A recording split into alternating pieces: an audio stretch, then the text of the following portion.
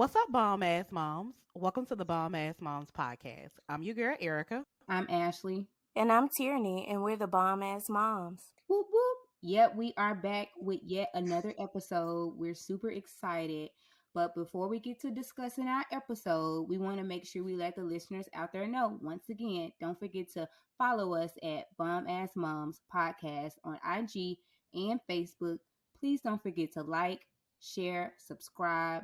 Tell everybody out there you know about the Bomb Ass Moms Podcast. Okay, so we're going to jump this episode off. We actually have a guest on today's episode. She is one of my friends. Rachel is on here today, and she's going to be discussing a new family dynamic as far as having a blended family. So we're going to ask you questions, Rachel. We thank you for coming on, sharing your perspective with the ladies and the women out there that are listening. So yeah, let's get into it. Awesome. Thanks for having me. Okay, Rachel, thank you for being on our show.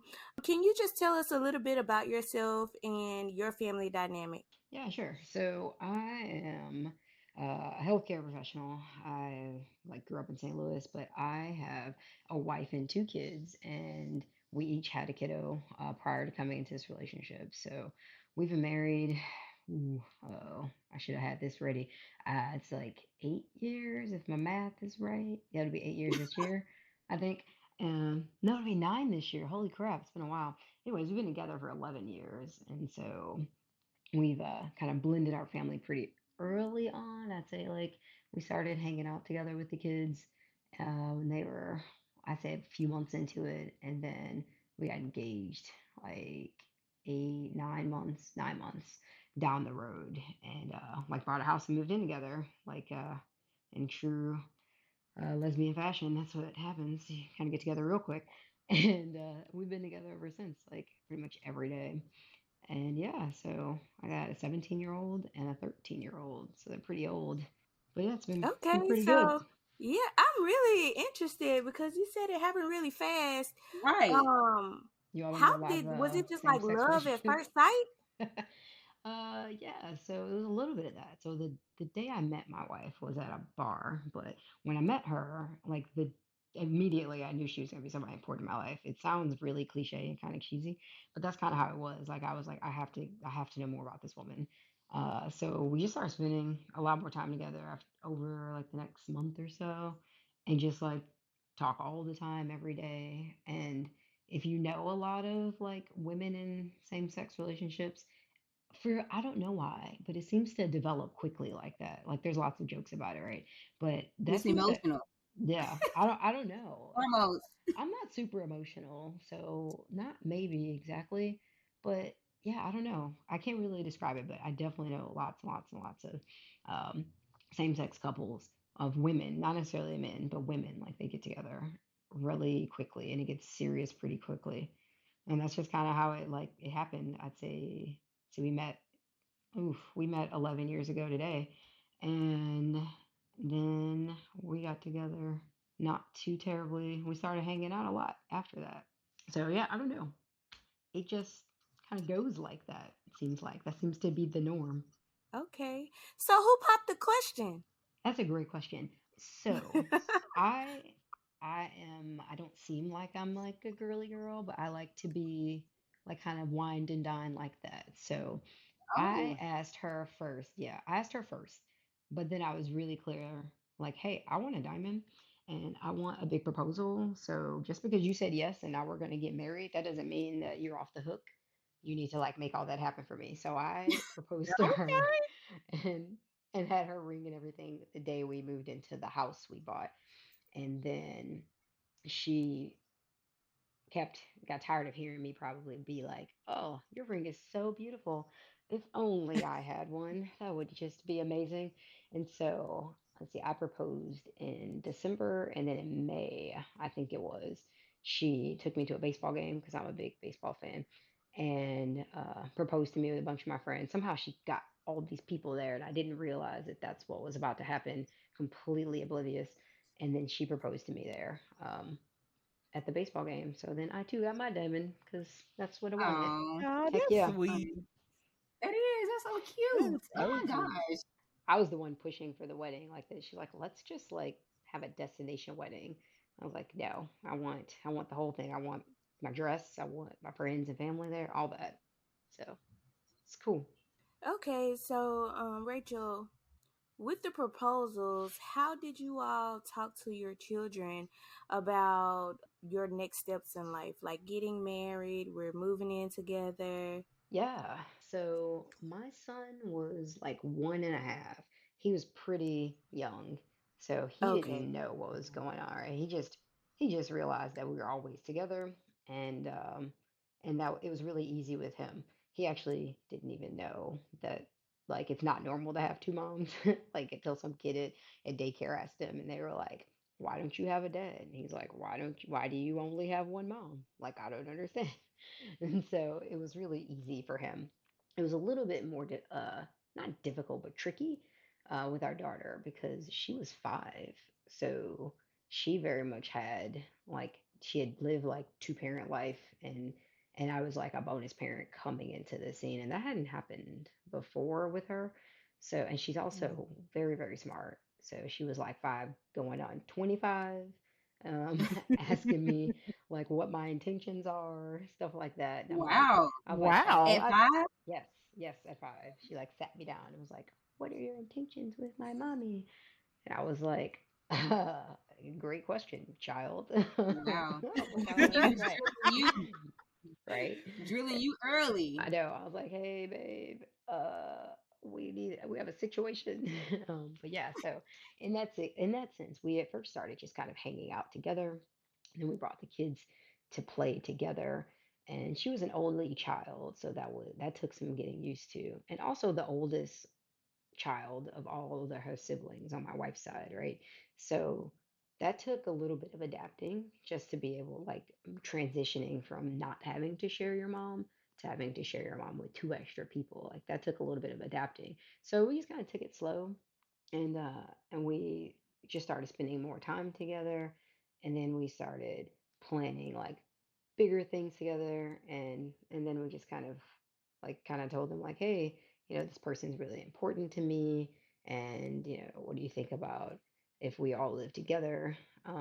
Honestly, it was so long ago, it's kind of hard to remember exactly what that looked like, because if without intentionally thinking about it, it almost feels like it just kind of seamlessly happened, and it's hard to remember a time when there wasn't all 4 of us together because it's been such a long time. But in the beginning, it took some adapting because there was also an age difference. There's 4 years between them. So a Mhm. 5-year-old doesn't have that much. Like they're doing things on a different level than a 1.5, 2-year-old. So that was one thing. So we just didn't force them to become each other's best friend, if that makes sense, because they're so different. Even at that age, they were so different. And so we just Mhm. kind of nurtured that of tried to nurture them into who they were going to be because we knew that obviously they were not both biologically our two together, because that's, well, one, impossible, but two, it's like not what a blended family is. So we just continue to try and nurture them into their individual people. And I don't know if there's the right or wrong answer, but we just kind of just wanted to make sure, like, hey, this is home, this is the family unit. We're here for each other together. And then all your outside endeavors and whatever it is you're interested in, let's talk about that. Let's work through that. And if that's got to be, and sometimes it's really important to still give them that ability to have that one-on-one time with just their biological parent, because that doesn't really go away and there's a different connection. We don't completely neglect that. So we'll have separate like mommy son days or mommy daughter days or something like that. And then also finding time to build that relationship with the step parent, right? Because that's important too. Because there's so many dynamics and different things going into play here when you have a blended family, especially if there was a previous like divorce or if that other parent is somewhat still around, even if they aren't, anymore. That's stuff to consider. So I think like I looked up the statistics and they say that, second marriage is 60% in the divorce. And if they have children, it's like 70%, right? So it gets to be pretty high. I don't know if that's like, how they got that. I didn't do a statistical analysis, but just like that was just kind of something that I was like, oh, damn, it's kind of staggering, right? So, and you don't want to damage kids like that twice if you can. So we just Right. do the best that we Right. can. I don't know. I talked a lot. Rachel, so I have a question. Were there any challenges that you faced when you all were starting to blend families? Yeah. So the very beginning, it was a little bit difficult for our oldest to be able to transition into sharing, right? So she was very much used to just having her mom at her disposal all the time, and they were like a unit that did everything together, and they had more time doing that.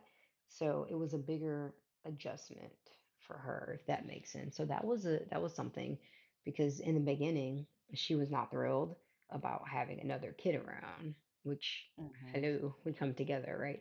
So that was a challenge that we kind of had to work through and navigate. And then also just be patient because at the end of the day, it's a child. So they don't necessarily know how to communicate all their feelings, although I will say she was highly articulate. But they are still like changing so much and going through all these different things. So you have to kind of give them that space to feel their feelings and then also grow because that happens at like a rapid rate. And you kind of just gotta like guide them through it and support them through it. So that was the first challenge I would say is just trying to figure out how to like mesh them together and get them used to this new environment where there's two parents and they're all the time every day, and then also that there's another person too, so your time with your parent has been cut from like it's divided into threes essentially, right? And I would Hmm. say that the other thing is just trying to figure out how you're going to discipline, right? Hmm. So we Hmm. we if you have different disciplining styles, which we do, how do you do that, right? And who's going to be doing that? Who's going to discipline which child? Who's are you going to both discipline both kids? How are you going to navigate that? So that's a big thing because just coming from really different backgrounds. My wife's not from the States. Um, it becomes a little bit tricky because there are some cultural things to figure out. There's the logistical things of okay, you have like what even down to just like how do you address the other parent, right? Like do you call me by my first name? Do you call me mom? There's already a mom, like you grew up with your mom. So stuff like Hmm. that, like those all were things we had to consider. So we came down with the because my daughter was so much older and already really articulate and aware. So she calls me Rachel, and I told him I was like, where I'm from, that normally is like super disrespectful to call your parents Rachel, but I get it because Right. your mom's right there, right? And I'm not your Right. dad. I'm not playing. That's not a thing I'm doing, right? So Hmm. like, what do you do there? But for my son, it was different. So he didn't know any difference, and it was just mom and mom, right? So to help us not get as confused, because you say mom and everybody's turning around all the time, and then I'm frequently getting told, no, not you. I'm like, oh, okay, let me just go sit down. Obviously, you're not talking to me. So then he calls me mom, and he calls my wife mama. So it just Okay. kind of Oh, depends. There's a lot of things to think about that I didn't think about when I started on this journey. Kind of built the bridge as I crossed it. yeah. Okay. Rachel. So Rachel, you may have said this, but just remind us again, how old are the kids now? I know you said that they were young when you and your wife met, but how old are they now? Yeah, so my oldest is 17. She will be 18 in August, and my youngest is 13, and will be 14 in June. So they're like pretty old, like about to be off Yeah. to high school and college. Oh wow. So I was gonna ask this. It's probably very far fetched. I don't know, but I'm gonna ask anyway. Have you and your wife discussed or talked about adding more children, or y'all like, y'all have your boy and girl, and we're done. Early on, she was like, "Oh, we should have another baby." She really enjoyed being pregnant. Me, not so much.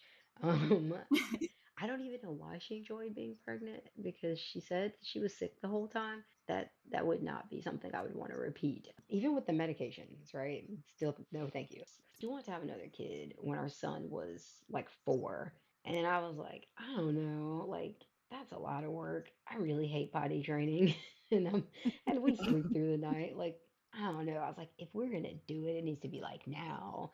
We put no thought, no preparation. By the time said kid is actually born, the youngest is gonna be like 6 or something. I was like, yeah. So we passed on that, thank God. But yeah, she has mentioned that like a time or two. I was like, girl, you just need to be a surrogate for somebody because I'm not trying to keep it and like have to raise another human. Like, let's get another cat or something.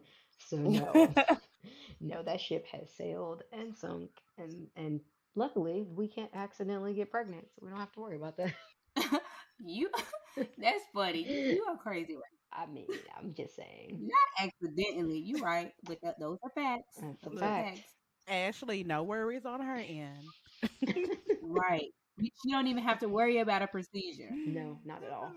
Okay, so Rachel, let's take it back. I'm not sure if you said this. I don't think you did, but how did you meet your wife? What's the story behind that? I met her at a bar, like in Oh, person, yeah, you which did is say that. not, Okay. it's not something people do anymore, apparently. No, Right. It's online, meeting online. That's what people do now. which is crazy, right? Because before I met my wife, I had done like a stint. It sounds like prison, but I've done a stint in like Match.com. And I was like, I went on like one date. I'm like, you look like this 5 years, 50 pounds ago. And so no to that. And then another, like, it was an old man who just was like, hello, you have had a child. You can reproduce. I own several hospitals. I would like for you to marry me and have 3 children. I was like, what the hell is this? Is this a transaction? No, pass. So I was like, that was the end of that. And I was like, yep, I'd rather just deal with people in person. And I can immediately know if that is a person I want to deal with or not. But this online stuff, man, my heart goes out to the youth who can't meet people in public or just in person, right? Like it's Rachel, stop weird. talking like you just old. Okay. I am old. Okay. Just kidding. I Go mean, I'm ahead. not 40, but I ain't 20. You're definitely not old. Definitely Right. not old. Rachel, No. so who approached you first when you Oh, met I her at the bar? totally approached her. She was not Okay. attracted to me at all, which I kind of feel like is bullshit, but that's the story she's sticking to. And so, Wait a uh, minute, Rachel. What you mean? So, well, Wait, shit. that's her story and she's sticking to it. I okay, feel go like ahead. I feel Go like it's a ahead. farce. You've talked to her, although she probably would tell you the same thing. Anyways, no, we went to a bar and I was there with my friends, pretty inebriated, and she I don't even know when she got there, but she walked in at some point, and she had on this red dress, and it reminded me of Christina Aguilera lipstick. That she always has this red lipstick on. I was like, oh my God, who is this woman? And I danced with her once, and then I didn't see her for like, I don't know, over an hour or something. But I just kept looking for her because it was just like that one interaction. Like I saw her and I went right up to her and danced with her. And I don't know like what happened in that exchange. Like what was so like electric or I don't know, not intoxicating. That was the alcohol. But like something happened where it was just like go find her. Like, do not let her get out of your life, right? Like, it was weird. And I was like, I have to talk to her again. So I was looking, like, my friends were probably annoyed, but I was looking for her for, like, I don't know, until I found her again that night. And then I found her and was like, where have you been? And she's like, right here. What's wrong with you? And, yeah. And then she took me not home, like, she had to give me a ride to my house because, like, I couldn't drive my car. And so her and her friend gave me a ride to my friend's house because it was much closer. And then I just wouldn't leave until she kissed me, which looking back is probably Oh not wow. isn't probably the most not the greatest thing to do, but I got her phone number and her friend's phone number, but I didn't know which one was which. And then we got to talking, um, and then we were texting that day while I was at work 'cause I had to work later on the next day, and we were texting, and then we just kept talking. And I didn't honestly, I was like, oh, maybe I'm never gonna actually see this person again, but then we did, and the rest is kind of history. It makes for a longer Rachel, story. Rachel, you were bold, baby. You were You bold. I was sure like, I was looking I was. at was her. significantly And then, younger. yeah. And then you said, not you slipping in Christina Aguilera's name. We all know you like her. Love But her look, is that's what you not, mean. oh, excuse me. That's right. Yeah, love her. My bad. That's right. But yeah, that's probably why you kept looking. Maybe it was love at first sight. I know. I was Seemed like, like for where'd she you. go? How dare you leave? So, Yeah, she was Rachel, like, I didn't know. She was just not interested at all. But that has to be a lie, right? Because you just kept talking to me. Why would you talk to someone you weren't interested in? Doesn't make sense. Anyways, go on. It was the alcohol. It was the alcohol. Just kidding. Possibly. so Rachel, Fire away. when did the attraction change on your wife's end? Because you said that she wasn't attracted to you in the beginning. Yeah, that's a great question. Yeah, she said, I think the reason she wasn't really attracted to me in the beginning is because I was kind of wasted. Because that's her description of me, like from that night. She's like, you were just like a drunk mess, right?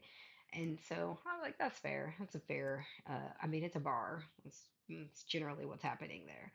But I would say probably in our conversations after that. And then we hung out again a few weeks later, maybe about a week and a half later. We hung out again.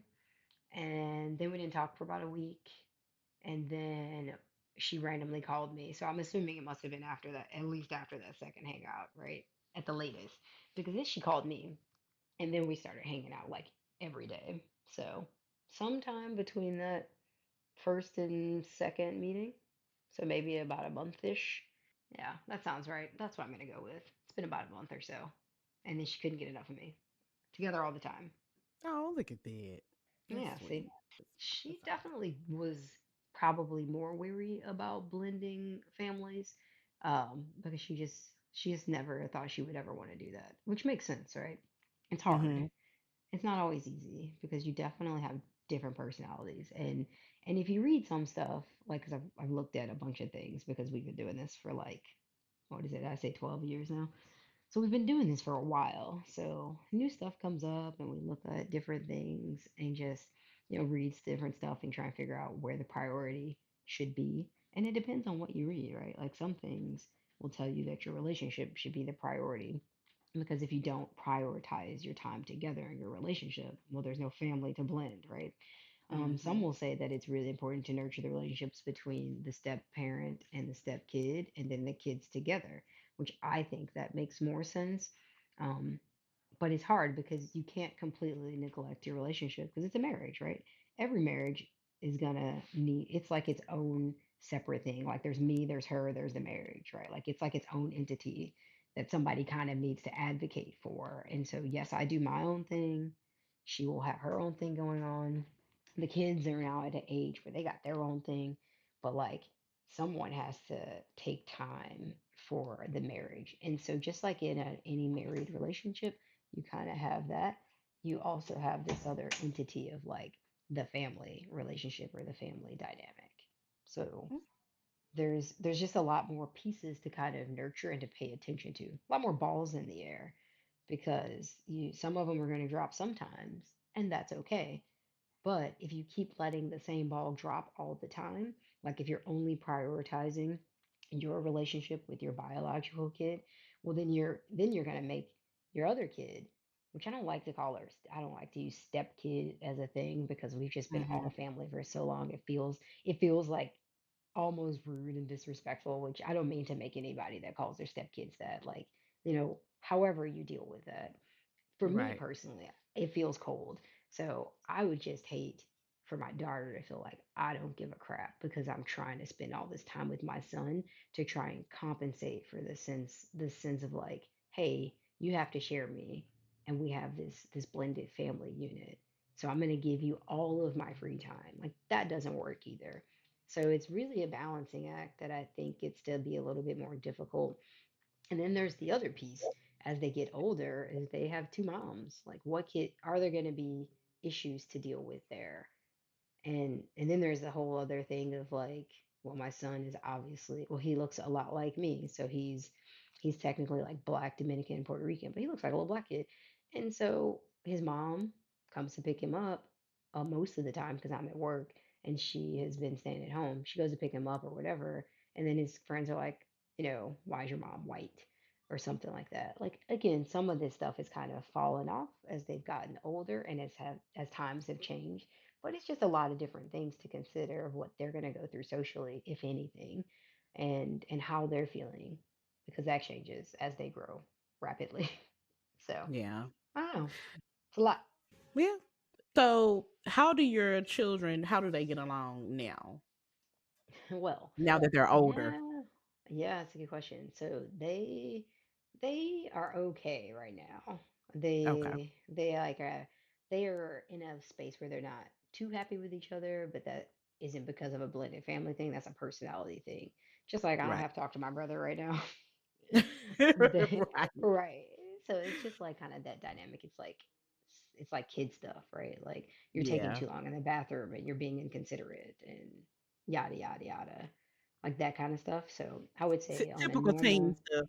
they are typical teenagers in the sense of Yeah. sometimes they get along great and they can be so considerate of each other and kind and helpful and insightful when they want to be, right? Like any good kid. Like I can't fault them. They're good kids for the most part, but they got their days, right? Just like any kid. Teenage years are Right. not my favorite years thing. I can definitely sympathize with you with that because Right, you got a again, 16-year my old, son right? is 16, so Gosh. yeah. How is the discipline dynamic in your household? Meaning, like, I'm not saying do you spank your kids, but like, what type of discipline do y'all come to a happy medium, or is it just one? Like, I know you said the discipline dynamic is different, but like, can you kind of give us a gist of like a Yeah, little bit? I Because can I speak know that on they that. get on punishment. I know. Yeah. Yeah, my son's on punishment right now, like for stupid Oh, stuff. I'm like, why you trying to lie? I don't understand.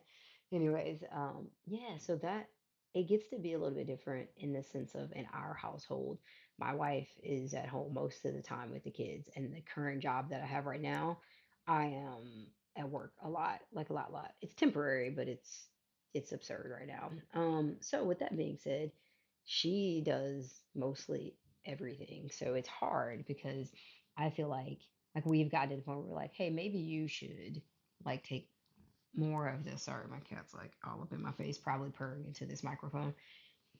We've gotten to the point where we think that it's best that I will start and take on more of the discipline with my son because she's like bad cop in general. Like she's more strict about everything in the household, even with me. Like I get my lectures about how I leave my clothes on the floor and stuff like that. But oh I gosh. know I'm one of those. She's like, the basket's right there. Your clothes are next to the basket. What are you doing?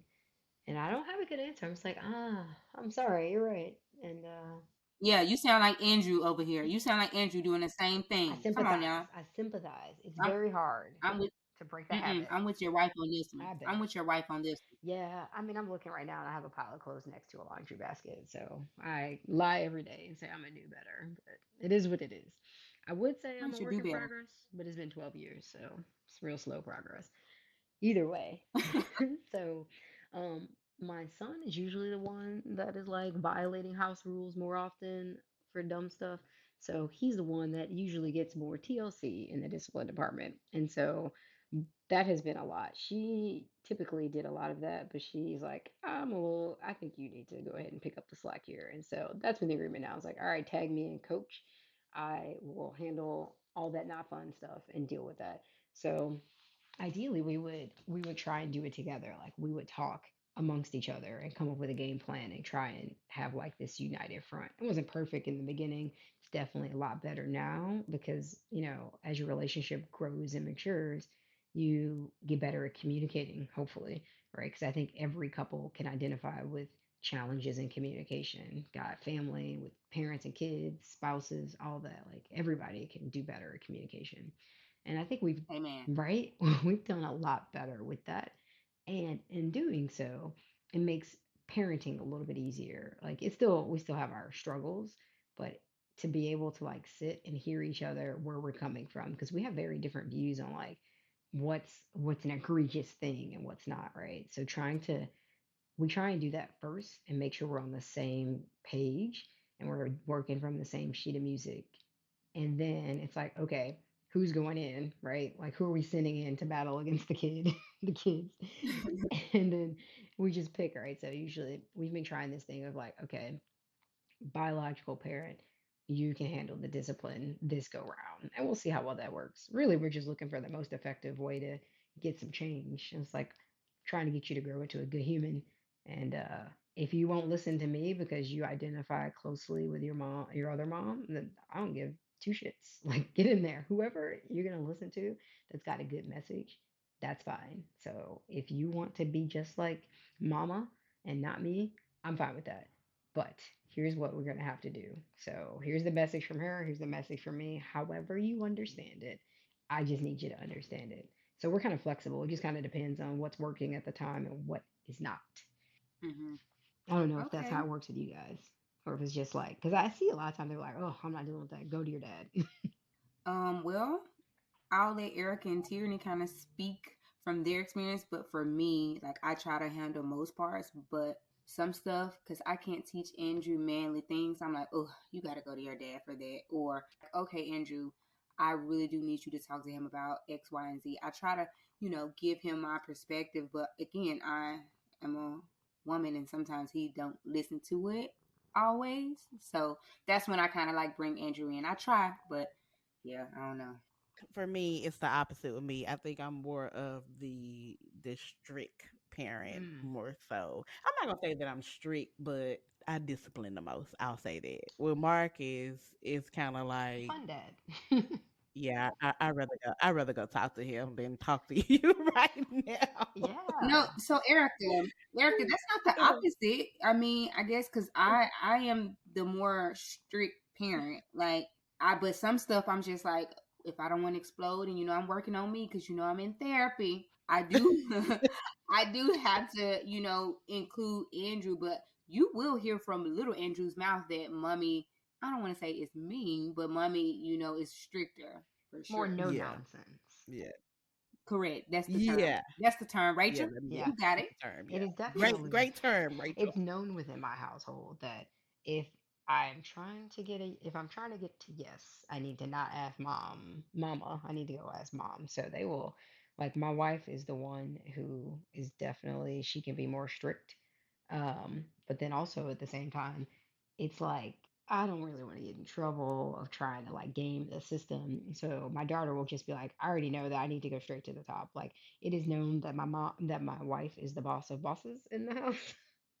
So they just sometimes they'll Mhm. just cut out the middleman and go straight to her and be like, I may get this no, but I don't want to get in trouble because I tried to manipulate a yes, which is what my son will do. He will be like, I know mom will tell me yes, so I'm just gonna wait till she comes home and then I'm gonna like try and do a drive by and just ask her something real quick. And she'll just answer me, not having all the information, and see, hopefully that'll work in my favor. It usually doesn't, but kids aren't always like catching on the quickest. So so there's that. Be trying to outsmart Oh you yeah. sometime, Yep. and you be like, They're gonna no. game the system Let sometimes. me go back and check the source. Right. Right. And they will test you and try. Yeah, their frontal The lobe good is thing still about developing. yeah, I guess the good thing about my situation is we're not in the same little household to do it, but Andrew think he's slick. He tried to text his dad like I can't go read his text messages. Oh no, buddy. No. And you probably read them Not, he must before. forget who pays the bill. Right. Well, technically I don't pay the bill. His dad does, but he's with me. But he's with me the majority of the time too. So I go creep in that phone, baby. You gotta run that through management, Andrew. Look, I'm the same way. Look at my son; he's 16, and when I want to look through his phone, he looking at me like I'm like, sir, need I remind you? Hand it Right. over. Let's not play these games because you wouldn't have this phone if I wasn't paying the bill. Exactly. What has my mom always told me? Shoot, She pays the cost to be the boss. exactly, Yeah. Okay, I like that phrase. I paid the cost to be exactly. the boss. That's what I'm gonna tell Andrew. Thank you, Rachel, for that. You're welcome. We, parents have to stick Ladies, together. Look, look, ladies out there listening, take Rachel's advice. Oh no, I'm sorry. Take her mom's advice. It costs to be the boss, baby. it sure does. Look, and to think, Rachel, I want to start over. Andrew gave me permission now to have another baby. I mean, first I got to get somebody to have a baby with. Wait a minute. But you know, You said Andrew gave you permission to have a baby? Is that like part of the Actually, I yes, was being the just ma'am. like, boss? Rachel, I was just gonna say that permission. I was like, Y'all know it ain't been nobody else trying to sit here and give me no baby. So Andrew's like, I want a sibling. So I did give him a baby sister dog. But Oh, you meant and little Baby Andrew. I sister, thought you meant no. big Andrew gave you permission. hold up, baby. I was so Hold up, baby. confused. No, baby, no, you didn't mean Big Andrew. You lost me right I there. thought you lost your mind. I was like, oh, Yeah. okay. Oh, no. I would have said, Rachel, please come on to where you're from and smack me. I mean, me and Andrew, we are cool, but we're not having any more children together. That's what we're not doing. Right. No, I thought you meant Sorry, like he Andrew. said you are allowed to have some other man's child that I will agree. And I was like, this is quite the arrangement you have here. Oh yeah, no. Little Andrew said, "Mommy, I give you permission to now give me a sibling." Oh, Yeah, he's bored. He's by himself. that's what that is. Yeah, I mean, but I told him if I have another baby right now, he's gonna be a certified babysitter, Oh, and he said he okay with that. But I mean, I don't know. mm. He don't do crap with the dog now, so we'll see. Ha, that's funny. Ashley, he gonna quit on the first day.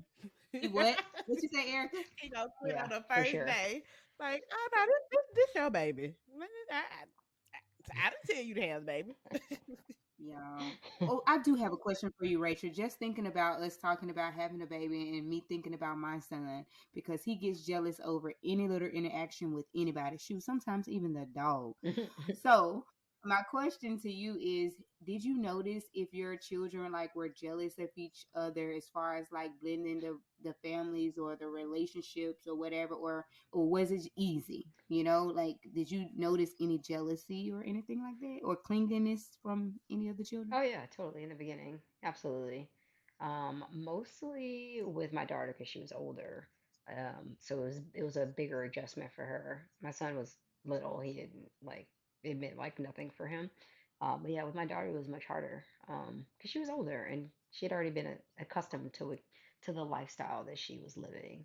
So Yeah, it yeah, was a yeah. bigger change for her. Yeah.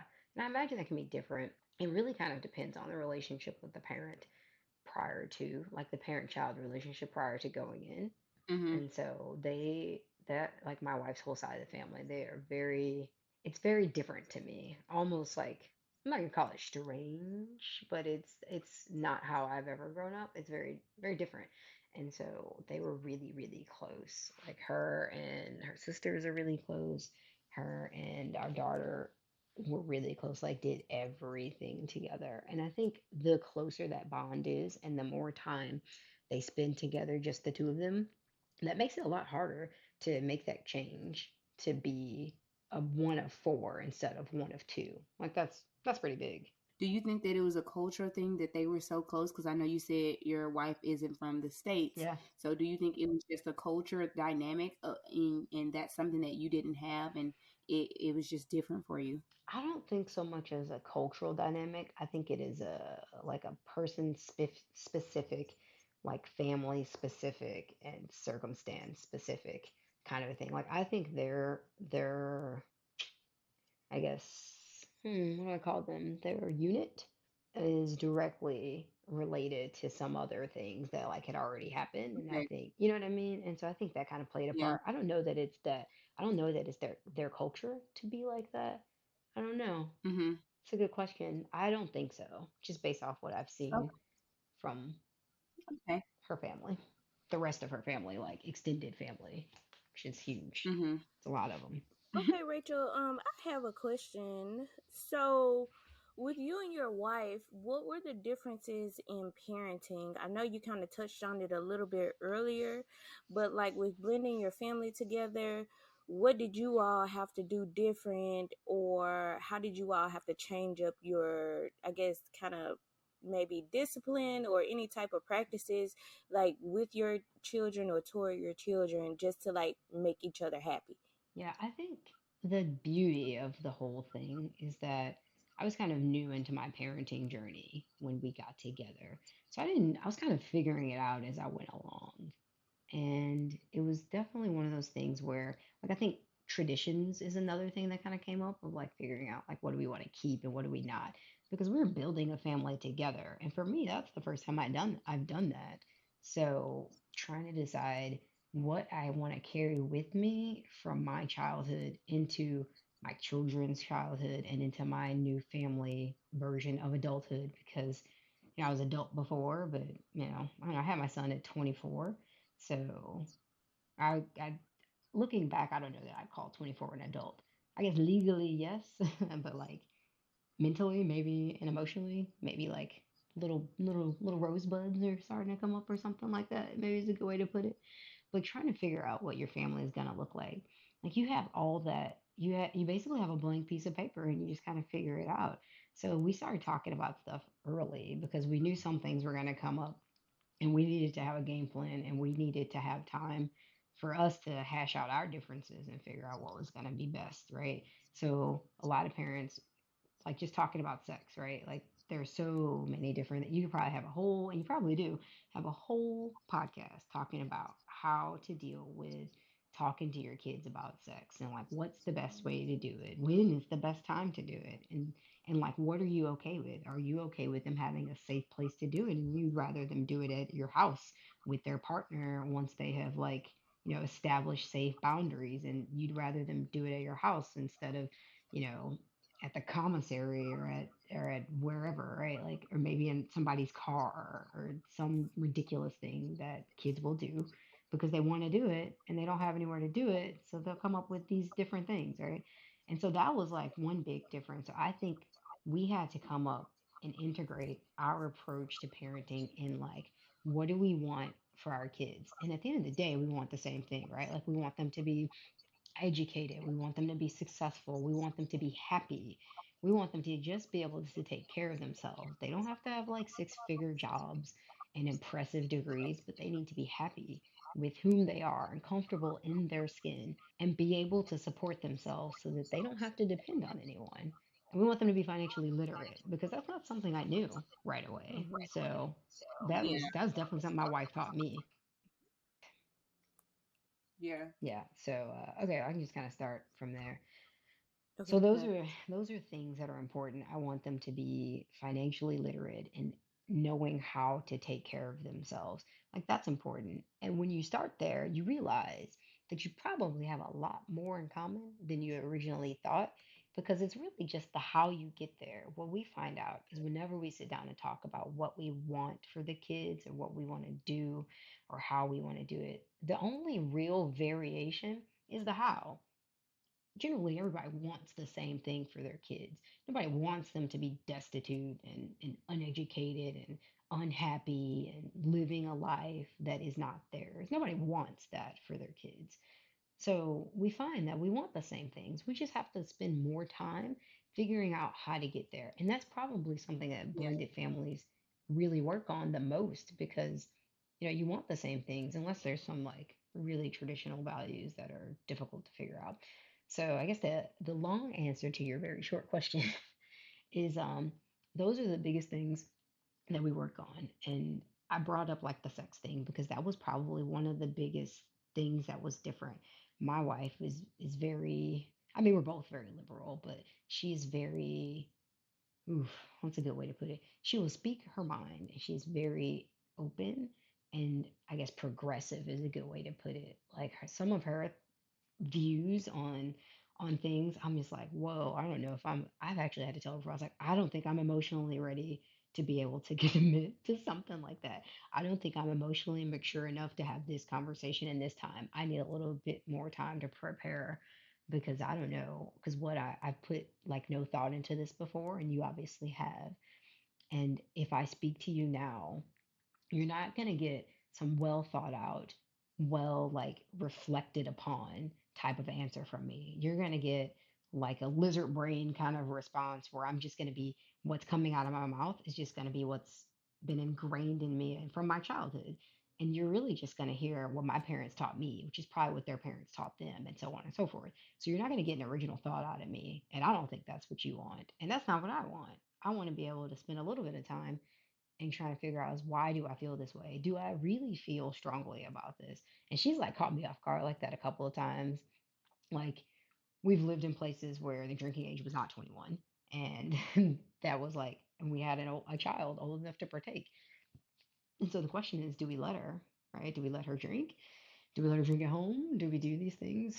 How do we teach her to be prepared to go off to college and indulge in these things, but to be able to do it in a way where she can be safer? Because as we know, Sexual assault is definitely rampant in college campuses, right? Like everywhere, but it happens a lot there because these kids get there and they are drinking for the first time and they're doing all this stuff for the first time. And how do we arm our daughter and protect her from something like that? So my wife's theory is, well, why don't we let her drink at home? Not regularly, but like let her have a drink at home. When we were there, we were living in a different country where you could do that. And so we did. But that was a conversation that to me, viscerally, initially, I'm like, oh, absolutely not. And then the conversation of like, what are we gonna do when they start having sex? Like, are we gonna let them do it at the house? And I'm like, absolutely not. Are you crazy? No one's having sex under my roof. Blah blah blah. All the things that you've heard. But then when I sit down and we talk about it, and she was like, do you want them to go do this somewhere else? Do you want them to do it in all these other places where their friends can tell you that, their friends are telling them about these experiences that they had and they're awful? Oh my God, they're so terrible. And I'm like, no, I don't want that for my kids. And luckily, we're not there yet, right? Like, nobody's interested in a sexual partner at this point. But like, that's the kind of crap you got to talk about. It's like, what's your rule going to be for that? Like once upon a time, nobody was giving their kids condoms, but I think a lot of parents do now. I will, because I don't want you to be unsafe, and me not giving you condoms is not going to make you not do it, right? So it's like things like that. Like there are big, heavy conversations that need to be talked about early because, and that's really with any parent, right? Because no two parents were raised the same, unless you're like from some part of the country that marries within the family, which is super not okay. But nobody's the same, so you don't know. Okay, so Rachel, you said your wife is a little bit more progressive than you are. Are there any differences in parenting between your daughter and your son? Yeah, we definitely kind of parent to the kid. So we don't have like a blanket one size fits all. So we just tailor to how they behave and how they best receive information and how they best like act, right? So luckily with my daughter, we've had like no issues. She's the kind of kid, which is funny because even though I didn't give birth to her, she is so much like me. It's crazy. Um, but like we're the kind of people where we don't like being told what to do, or we don't like being told when we're wrong. So you can tell us once when we're wrong, and then we're gonna like go ahead and catalog that information so that we don't get told wrong again. Does that make sense? So if we Mhm. correct her, we don't have to generally correct her twice. Like she generally is like, okay, got it. And it's like a set it and forget it kind of a thing. She also is really comfortable with coming and talking to us about different things. Some stuff, not so much, right? But for the most part, she can sit down, have a conversation with us, and be like, hey, I don't like this thing. Like, you told me this. I don't understand why. Let's talk about it, right? And so we can have those kinds of conversations with her. She'll do that. She'll be upfront and do it. And then even at the end of the day, if she doesn't like it, she'll still do it. My son, on the other hand, is not that at all. They could not be more different. He is so much like my wife, it doesn't make sense. It's like she had him. I don't understand. Clearly, there's something to this nature nurture type of deal. Mhm. All right, so he's a lot like her, but in a way that's like not the best. So he would rather be sneaky, and just do what he wants. So my wife is a person who is like, I did this because I wanted to. I'm sorry if it upset you. This is like how I felt. Let's talk about it, but this is what I want. And sometimes I need to prioritize like my needs, and we need to talk about how to kind of like get to both, right? He doesn't do that because he's a preteen, so he doesn't have that like intellectual forethought and like that emotional maturity to do such a thing. He's a 13-year-old, right? So what's he do? He's like, I want to do what I want to do, so I'm just gonna sneak and do it and pray that I don't get caught. So for him, the parenting for him is like he doesn't do well with a lot of talking. Like he'll shut down if you want to sit there and have a long conversation with him. Whereas my daughter really flourishes with that. She does well with that. So we can't do that for him. So we had to come up with a different way. So we don't have a blanket way of parenting. We kind of parent to the kid what works best. And sometimes you're still trying to figure out what works best. Like I don't have a good answer for what works really, really well for my son to be like, I can do this and problems fixed. I haven't figured that out yet. Luckily, I still got a little bit more time. I got to figure it out. But with my daughter, it's been really easy from the beginning because she's just been a talker and we're talkers, so that works out. Mhm. So, yeah. Does she still call you Rachel or does she call you mom now? No, she still calls me Rachel. Yeah. Yeah, which I told her, I was like, and I don't think she even knew that the way I grew up, that that's not something you do until like 6 months ago. I think is the first time we talked Oh about it. And wow. then she felt super bad. She's like, oh my God, I'm sorry. I don't mean to be disrespectful. It's not like I don't look at you as a mom, like you're totally a parent, all that stuff. I was like, I get it. I was like, you can't be mad. Like I let you do it for like 10 years. Like it's not that big a deal. I was like, I'm just telling you how I grew up. So I was like, but it doesn't bother me. I get why you do it. And for me in the beginning, it was a little bit weird of trying to find my place because I'm like I'm a mom, but you have a mom and she's standing next to me. So how do we navigate that? That was tricky in the beginning. And at the end of the day, you kind of just got to figure out what works for you. And people will have their opinions, right? But at the end of the day, it's your damn family. So if they don't like it, screw them. That's true. Right. And there will people that Right. won't like it, and so be it. So, have y'all had any instances where you had to like kind of defend your family, like against other people's like verbal thoughts or how they felt? Yeah, yeah, and I would say that was probably mostly because we were not necessarily because, we were remarried and blending a family. That was almost 100% because we were a same-sex couple. So yeah, and I mean, you have to do that with family. I've had to do that with family before. Obviously, things are in a much better place, but we have definitely in the earlier days there was a lot of that. So I know on her side of the family, definitely on my side of the family as well, there was a degree of that. And I think also it caught some people by surprise because in her culture that's not something that happens at all, and it's definitely not okay.